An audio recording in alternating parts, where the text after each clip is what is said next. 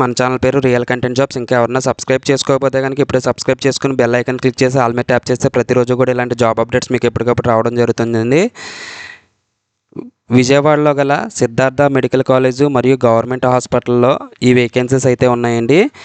Siddhartha medical college ఇది government medical college అండి. అలాగే government general hospital Vijayawada outsourcing బేసిస్లో అయితే రిక్రూట్మెంట్ అయితే జరుగుతుందండి. సో ఎరస్ట్వెల్ కృష్ణా డిస్టిక్ ఎవరైతే ఉన్నారో వాళ్ళందరూ కూడా అప్లై చేసుకోవచ్చండి ఈ నోటిఫికేషన్కి. సో మనకు ఒక అఫీషియల్ వెబ్సైట్ ఇచ్చారు కదా, NTR.AP.gov.in. ఈ అఫీషియల్ వెబ్సైట్లో నోటిఫికేషన్ పెట్టడం జరిగింది 22/1/2026 నుంచి 31/1/2026 సాయంత్రం 5 గంటల లోపు అయితే మీరు ఆఫీస్ వర్కింగ్ అవర్స్లో డైరెక్ట్గా వెళ్ళి సబ్మిట్ చేయాలండి.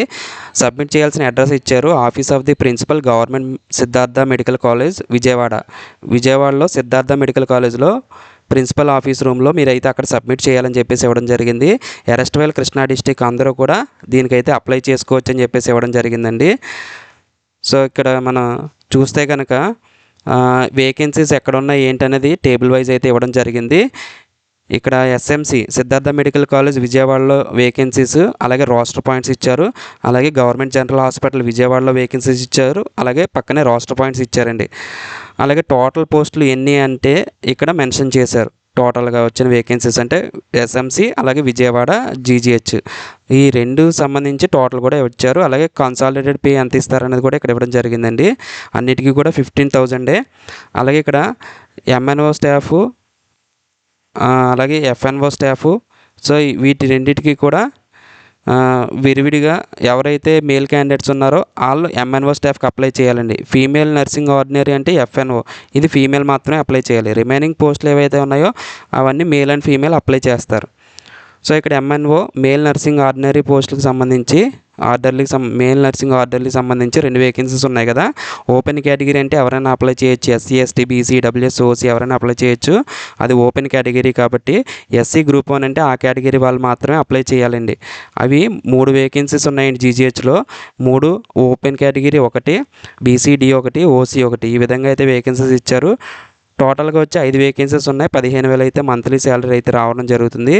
అలాగే ఫీమేల్ నర్సింగ్ ఆర్డర్కి సంబంధించి FNOకి సంబంధించి కూడా ఇక్కడ వేకెన్సీస్ ఇవ్వడం జరిగిందండి.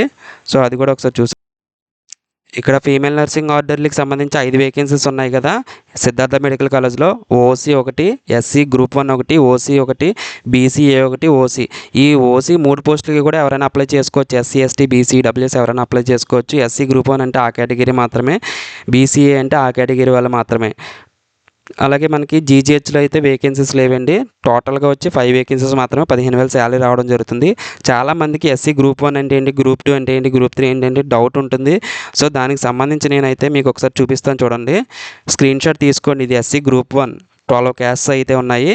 ఆ కేటగిరీ వాళ్ళు మాత్రం అప్లై చేయాలి గ్రూప్ 1 అన్నప్పుడు. అలాగే గ్రూప్ 2 అన్నప్పుడు టోటల్ 18 క్యాస్ట్లు అయితే ఉన్నాయి. సో గ్రూప్ 2 అంటే అది మాత్రం వాళ్ళు మాత్రం అప్లై చేయాలి. ఇవి గ్రూప్ 3 29 క్యాస్ట్లు అయితే ఉన్నాయండి. సో ఈ విధంగా అయితే క్యాస్ట్లు ఉన్నాయి. సో మీరు చూసుకుని అప్లై చేయండి, ఏ కేటగిరీకి చెందితే ఆ కేటగిరీ వాళ్ళు. స్ట్రెచర్ బేరర్కి సంబంధించి 5 వేకెన్సీస్ ఉన్నాయి. BCA women 1, OC women VH అండి. ఇది విజువల్లీ హ్యాండిక్యాప్డ్, ఫిజికల్లీ హ్యాండిక్యాప్డ్ అనమాట, ఉమెనే only. SC group 2, ST women. అలాగే ఇక్కడ GGHలో చూస్తే కనుక 1 వేకెన్సీ ఉంది, అది ఓపెన్ కేటగిరీ. ఇది ఎవరైనా అప్లై చేసుకోవచ్చండి. ఓపెన్ కేటగిరీ అంటే OC. టోటల్గా వచ్చి 6 వేకెన్సీస్, 15,000 శాలరీ అండి. జనరల్ డ్యూటీ అటెండెంట్ GDAకి సంబంధించి 6 వేకెన్సీస్ ఉన్నాయి. అది SMC విజయవాడలో అంటే సిద్ధార్థ మెడికల్ కాలేజ్లో. OC ఓపెన్ కేటగిరీ అంటే ఎవరైనా అప్లై చేయొచ్చు. SC గ్రూప్ 1 అందులో మళ్ళీ ఉమెన్ కేటగిరీ వాళ్ళు మాత్రం అప్లై చేయాలి. ఇక్కడ మేల్ కేటగిరీ అప్లై చేయకూడదు. తర్వాత OC BCA ఉమెన్ మాత్రమే ఇచ్చారండి. ఓపెన్ కేటగిరీ OC ఉమెన్లో VHలో ఉమెన్ ఎవరైతే ఉన్నారో వాళ్ళు అప్లై చేయాలి. అలాగే మనకి GGHలో వచ్చి ఈ జనరల్ డ్యూటీ అటెండెంట్ వేకెన్సీస్ లేవు, నిల్ అని చెప్పేసి ఇచ్చారు, 0. సో టోటల్గా వచ్చి 6 వేకెన్సీస్ మాత్రమే, 15,000 అనేది మంత్లీ శాలరీగా రావడం జరుగుతుంది. నర్సింగ్ ఆర్డర్లకు సంబంధించి 2 వేకెన్సీస్ ఉన్నాయి సిద్ధార్థ మెడికల్ కాలేజ్లో. OC ఉమెన్ అండి, అంటే SC ST BC WSలో ఉమెన్ క్యాండిడేట్స్ ఎవరైతే ఉన్నారో వాళ్ళు మాత్రమే అప్లై చేయాలి. SC group 1, so group 1 category SC ఎవరైతే ఉన్నారో వాళ్ళు మాత్రం అప్లై చేయాలి. దీనికి GGHలో అయితే ఏం లేవండి విజయవాడలో. ఓన్లీ ఎస్ఎంసీలోనే 2 ఉన్నాయి. సో టోటల్ 15,000 అనేది మంత్లీ శాలరీగా రావడం జరుగుతుంది. మీరు సబ్మిట్ చేయాల్సిన అడ్రస్ అనేది office of the principal government Siddhartha medical college Vijayawada NTR district. So అలాగే మనకి అఫీషియల్ వెబ్సైట్ ఇచ్చారు NTR.ab.gov.in అఫీషియల్ వెబ్సైట్లో నోటిఫికేషన్ అప్లికేషన్ పెట్టడం జరిగింది. నేను డిస్క్రిప్షన్లో లింక్ ప్రొవైడ్ చేస్తానండి. అలాగే మనకి అప్లికేషన్స్ అనేవి 22 నుంచి అంటే జనవరి 22 నుంచి 31 వరకు కూడా తీసుకోవడం అయితే జరుగుతుందండి. సో అలాగే ఇక్కడ ఉండాల్సిన ఎడ్యుకేషన్ క్వాలిఫికేషన్ ఏంటనేది ఇక్కడ ఇవ్వడం జరిగిందండి. మేల్ నర్సింగ్ ఆర్డర్లీ అంటే MNO స్టాఫ్ ఎవరైతే ఉన్నారో వాళ్ళు మేల్ క్యాండిడేట్స్ మాత్రమే అప్లై చేయాలి. MNOకి 10th క్లాస్ పాస్ అయ్యండి, ఫస్ట్ ఎయిడ్ సర్టిఫికేట్ ఉండాలి ట్రైనింగ్ చేసినట్టు. అలాగే ఫీమేల్ నర్సింగ్ ఆర్డర్లీ అంటే FNO స్టాఫ్, ఇది ఫీమేల్ క్యాండిడేట్స్ మాత్రమే 10th క్లాస్ పాస్ అయ్యి ఫస్ట్ ఎయిడ్ సర్టిఫికేట్ ఉండాలి.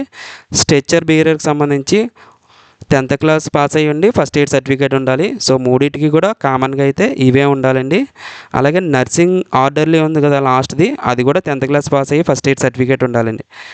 సో ఓన్లీ 10th క్లాస్ వచ్చి general duty attendant only 10th class మాత్రమే. 10వ తరగతి పాస్ అయిన వాళ్ళు జనరల్ డ్యూటీకి అటెండెంట్ అప్లై చేయొచ్చు GDAకి. రిమైనింగ్ 4 పోస్టులు ఏవైతే ఉన్నాయో 10th క్లాస్తో పాటుగా ఫస్ట్ ఎయిడ్ సర్టిఫికేట్ ఉంటుందండి. ఆ ఫస్ట్ ఎయిడ్ సర్టిఫికేట్ ఉంటే అప్లై చేసుకోవచ్చు. మేల్ నర్సింగ్ ఆర్డినరీకి ఓన్లీ మేల్ క్యాండిడేట్స్ మాత్రమే అప్లై చేయాలి. ఫీమేల్ నర్సింగ్ ఆర్డర్లకి ఓన్లీ ఫీమేల్ క్యాండిడేట్స్ మాత్రమే అప్లై చేయాలి. సో కొంతమందికి ఏజ్ రిలాక్సేషన్ ఇచ్చారు. ఇక్కడ ఏజ్ యాక్చువల్గా 42 ఇయర్స్ అండి అప్రైజ్ లిమిట్. కానీ కొంతమందికి ఏజ్ రిలాక్సేషన్ ఇచ్చారు. SC ST BC WSకి 5 ఇయర్స్ ఇచ్చారు కాబట్టి 47 ఇయర్స్ వరకు అప్లై చేసుకోవడానికి ఛాన్స్ ఉంది. ఎక్స్ సర్వీస్ మ్యాన్కి 3 ఇయర్స్, డిఫరెంట్ లేబుల్ పర్సన్ PH కేటగిరీ ఎవరైతే ఉన్నారో వాళ్ళకి 10 ఇయర్స్. సో ఈ విధంగా అయితే ఏజ్ రిలాక్సేషన్ కూడా ఇచ్చారు. మీరు DD ఒకటి పే చేయాలండి. SMC రిక్రూట్మెంట్ విజయవాడ ఈ పేరు మీద అయితే DD అయితే తీయాలని చెప్పేసి ఇవ్వడం జరిగింది. ఫీజు వచ్చి OC అండ్ BC క్యాండిడేట్స్కి 300 rupees, SC ST physically challenger candidates ఎవరైతే ఉన్నారో వాళ్ళకి 200 రూపీస్. ఈ విధంగా అయితే DD పే చేయాలి. మెథడ్ ఆఫ్ సెలక్షన్ వచ్చి 100 మార్క్స్కి ఉంటుంది. మీరు ఏదైతే 10th క్లాస్ క్వాలిఫై అయ్యారో ఆ క్వాలిఫైయింగ్ ఎగ్జామినేషన్ నుంచి 75% తీసుకుంటారు. అలాగే మీరు పాస్ అయిన ఇయర్ నుంచి 1 మార్క్ యాడ్ అవుతూ ఉంటుంది. టోటల్గా 10 మార్క్స్ యాడ్ చేయడానికి ఛాన్సెస్ అయితే ఉన్నాయి. అలాగే మీరు కాంట్రాక్ట్ అవుట్సోర్సింగ్ హానరోరింగ్ బేసిస్లో COVID-19లో వర్క్ చేస్తే కనుక 15% వరకు వెయిటేజ్ అయితే యాడ్ చేయడం జరుగుతుంది. కోవిడ్లో చేసిన వాళ్ళకి 1 మంత్కి కూడా యాడ్ చేయడం జరుగుతుంది 0.8 మార్క్స్ చొప్పున. కాంట్రాక్ట్ అవుట్సోర్సింగ్ హానరోరియంలో చేసిన వాళ్ళకి ట్రైబల్ ఏరియాలో చేస్తే 6 మంత్స్కి 2.5 మార్క్స్, రూరల్ ఏరియాకి 2 మార్క్స్, అర్బన్ ఏరియాకి 1 మార్కు ఈ విధంగా యాడ్ చేయడం జరుగుతుంది. ఏదేమైనా కానీ టోటల్గా చూస్తే 15% వరకు యాడ్ చేయడం జరుగుతుంది. సో 75% ప్లస్ 10 ప్లస్ 15 100 మార్క్స్కి సెలక్షన్ అయితే ఉంటుంది. ఎగ్జామ్ కానీ ఇంటర్వ్యూ కానీ ఏమి ఉండదండి.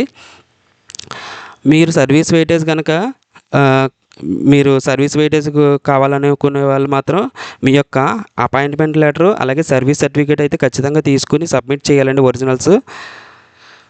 అలాగే ఇక్కడ అపాయింట్మెంట్ లెటర్ చూడండి. ఇక్కడ టెన్యూర్ ఆఫ్ అపాయింట్మెంట్ అనేది ఇనీషియల్లీ 1 ఇయర్ అయితే ఉంటుంది. 1 ఇయర్ తర్వాత మళ్ళీ రెన్యువల్ అనేది జరుగుతుందండి గవర్నమెంట్ ఆర్డర్స్ ప్రకారం. సో ఇనీషియల్గా అయితే 1 ఇయర్ అవుట్సోర్సింగ్ బేసిస్లో అయితే రిక్రూట్మెంట్ జరుగుతుంది.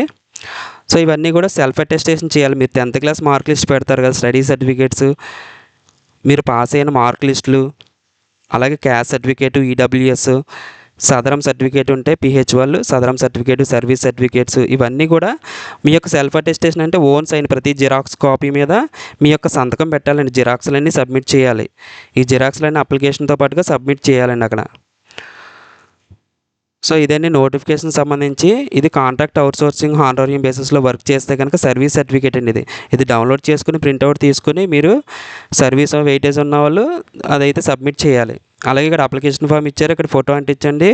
ఇక్కడ మీ పోస్ట్ నేమ్ రాయండి. మీరు ఏదైతే అప్లై చేస్తున్నారో 5 రకాల పోస్టులు ఉన్నాయి కదా, పోస్ట్ నేమ్ రాయాలి. మీ పేరు, మీరు మేలా ఫీమేలా, father name, date of birth, అలాగే మీ యొక్క సోషల్ స్టేటస్ BCయా SCయా, SC గ్రూప్ 1 అయితే గ్రూప్ 1, SC గ్రూప్ 2 అయితే గ్రూప్ 2 అలా మెన్షన్ చేయండి. అలాగే సర్వీస్ వెయిటేజ్ ఉంటే S అని పెడతారు, అటాచ్ చేయాలి. నో అని పెడితే అటాచ్ చేయక్కర్లేదు. అలాగే ఫిజికల్ హ్యాండిక్యాప్డ్ అయితే ఇక్కడ టిక్ పెట్టాలి, S అని రాయాలి. అలాగే EWS ఉంటే EWS అని రాయండి. OC వాళ్ళు EWS ఉంటారు కదా, EWS అని రాయాలి. అలాగే EWS సర్టిఫికేట్ సబ్మిట్ చేయాలి. ఎక్స్ సర్వీస్ మ్యాన్ అయితే S పెడతారు, లేదంటే నో పెడతారు. మొబైల్ నెంబర్, మీ యొక్క మొబైల్ నెంబర్ పర్మనెంట్గా ఉంటుంది ఇవ్వండి. మీకు ఫోన్ కాల్ రావాలన్నా సరే ఆ నెంబర్తోనే రావడం జరుగుతుంది. DD పర్టికులర్స్, మీరు DD పే చేస్తారు కదా, ఇక్కడ DD నెంబర్ వేస్తారు, 6 డిజిట్స్ ఉంటుంది కదా. అలాగే డేట్, ఏ డేట్ని పే చేశారు, అది అమౌంట్ ఎంత పే చేశారు, 300 200. అలాగే మీ యొక్క అడ్రస్, మీరు ఏ అడ్రస్కి అయితే కమ్యూనికేషన్ కావాలో ఆ అడ్రస్ అలాగే మీరు క్వాలిఫికేషన్స్ ఉంటాయి కదా, మీ యొక్క క్వాలిఫికేషన్స్ అన్నీ కూడా ఇక్కడ మెన్షన్ చేయాలి. 10th క్లాస్ అడిగారు కాబట్టి 10th క్లాస్ ఒకటి నోట్ చేసినా పర్లేదు, లేదు 10th ఇంటర్ నోట్ చేస్తానంటే ఫస్ట్ 10th రాయండి. ఇక్కడ SSC 10th class. Maximum marks అంటే టోటల్ 600గా ఉంటాయి కాబట్టి 600. మార్క్స్ ఆప్టైన్ అంటే మీకు 400 500 ఇలా వచ్చి ఉంటాయి కదా, అవి రాయాలి. మీకు వచ్చిన మార్క్స్ అనమాట మార్క్స్ ఆప్టైన్ అంటే. ఇయర్ ఆఫ్ పాసింగ్, ఒకవేళ పాయింట్స్ ఉంటే పాయింట్స్ రండి. మ్యాక్సిమం 10 పాయింట్స్, ఇక్కడ 9 పాయింట్స్ లేకపోతే 8 పాయింట్స్ వచ్చినాయి అంటే అవి రాయాలి. ఇయర్ ఆఫ్ పాసింగ్ ఎప్పుడు పాస్ అయ్యారు మంత్ అండ్ ఇయర్ రాయాలి. మార్చ్ 2025, మార్చ్ 2024, మార్చ్ 2023, ఏదైతే అది ఇయర్ ఎగ్జాంపుల్ చెప్పాను.